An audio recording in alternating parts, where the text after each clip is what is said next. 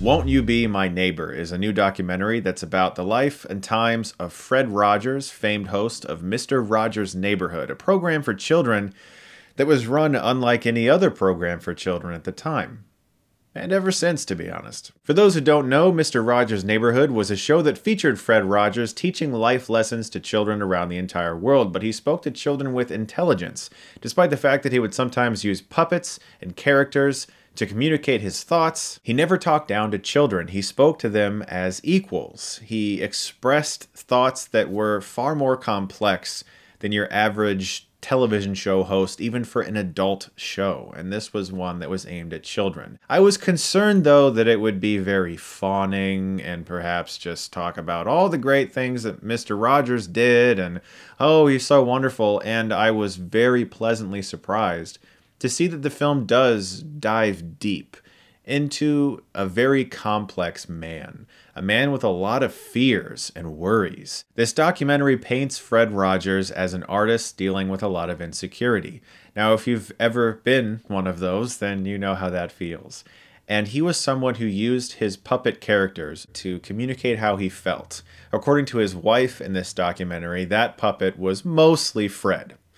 And that kind of just really got to me, especially when it would show certain sequences in his show and you understood that he was really letting us know how he felt. It was almost like a coping mechanism for Fred Rogers. But by far the aspect of this documentary that floored me the most, that I never picked up on when I was a kid, is that he would communicate very serious issues through his show to help kids cope and understand when a national tragedy occurs.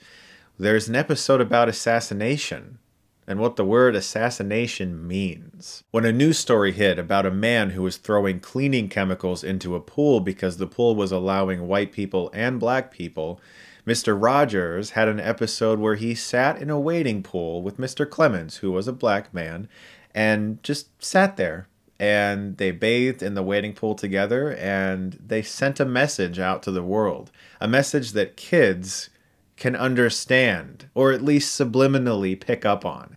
And that floored me in this doc. Those intricacies in his program show just how much he really did care about children, and treating them like they were the special people he knew they all could be. The documentary also doesn't shy away from showing the criticism that Fred Rogers faced later in his life, because a lot of people felt that his message that any kid was special was detrimental to the fact that kids, they didn't feel like they had to do anything because they were just special. They didn't have to put forth effort.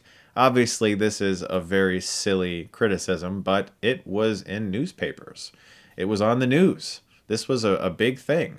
There were parodies, obviously. One of the ones I always loved was Eddie Murphy on SNL. And there's a clip in the doc of Fred Rogers showing a photograph of him and Eddie Murphy. And so you can tell he was sort of okay with that one, probably because it aired later at night and kids couldn't necessarily see it and be affected by it in some way, shape, or form. But it was other parodies of himself that he felt very uncomfortable with because he was afraid that children would see that and then think that that was okay.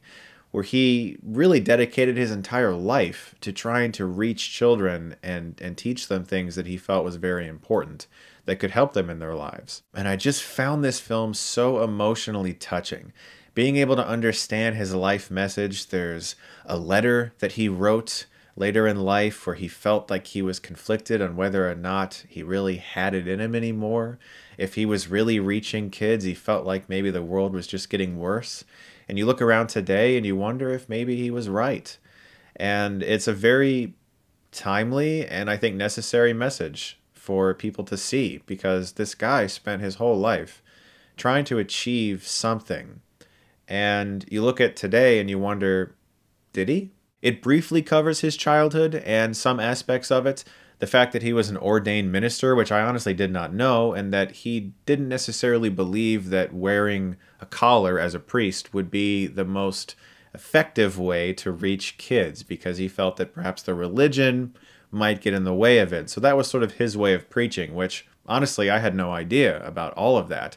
which was very interesting to learn. And so really this documentary affected me on an emotional level. It taught me things about the man I never knew and about his show I never knew. As a documentary, this is about as good as they come. I do wish that it delved just a little bit more into his childhood so we could understand his psyche.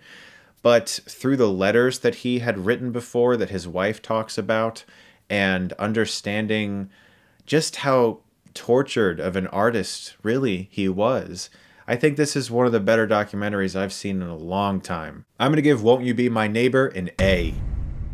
This is a terrific documentary. It's starting to expand into more theaters, and I highly suggest checking it out. Even if you haven't seen his show before or don't know that much about him, this is a fascinating portrayal of a man that did a lot of good for a few generations, and I think his impact has been very positive. And I don't know if we're ever going to get another guy like this. So give it a watch. Guys, thank you so much as always for watching, and if you like this, you can click right here and get Stuckmanized.